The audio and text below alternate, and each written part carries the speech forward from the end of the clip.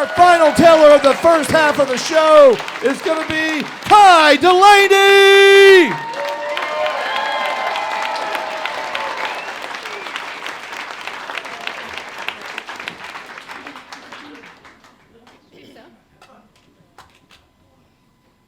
The car flew off the mountain as my son slept in my lap.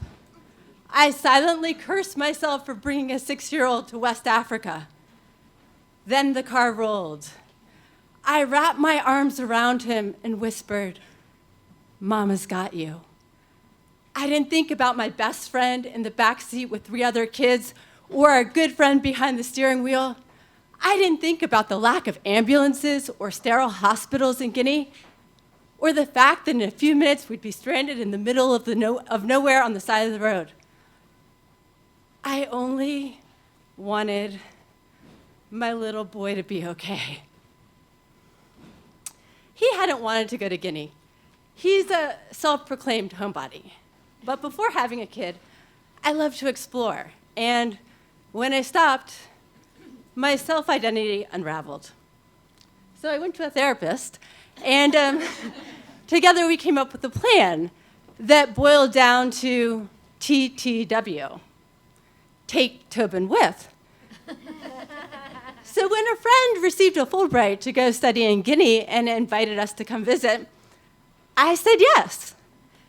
It was a lot to ask of a 6-year-old. There were the yellow fever and tuberculosis vaccinations, an 18-hour plane ride, spicy foods, toilet practices that involved neither toilet paper nor a toilet. But he did great. He learned how to scoop up the rice and make balls and eat with his hands. He went out and played soccer with local kids on dusty fields. And all the kids there wondered if his skin was white under his clothes, so they would pull it up and poke him and giggle. He took their curiosity as a request to tell them more about himself.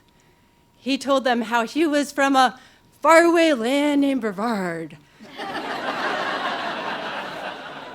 where there are white squirrels and fireflies in the night. And all the kids nodded and said, "We have those too."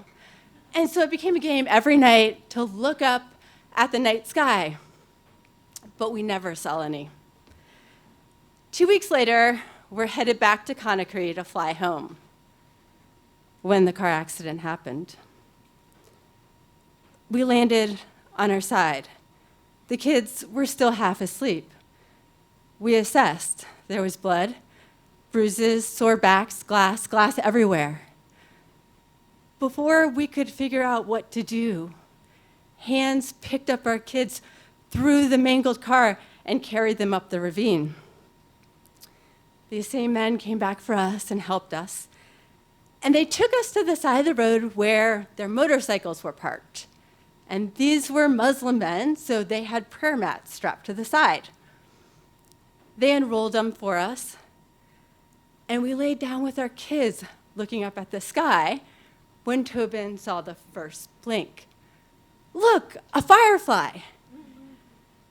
And one by one, the kids kind of settle in. We're looking at the stars come out, and they all fall asleep, all except for Tobin. Tobin says, "Mama, I'm staying up all night."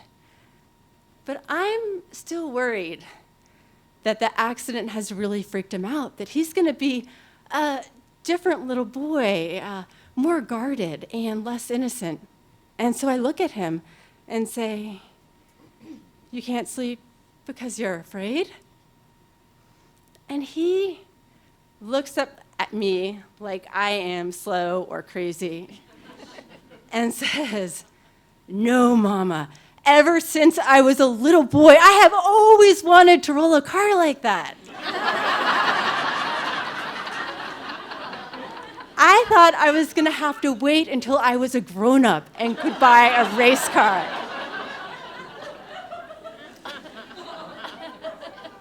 And that's when I knew that it wasn't the end, but the beginning of TTW, taking Tobin with.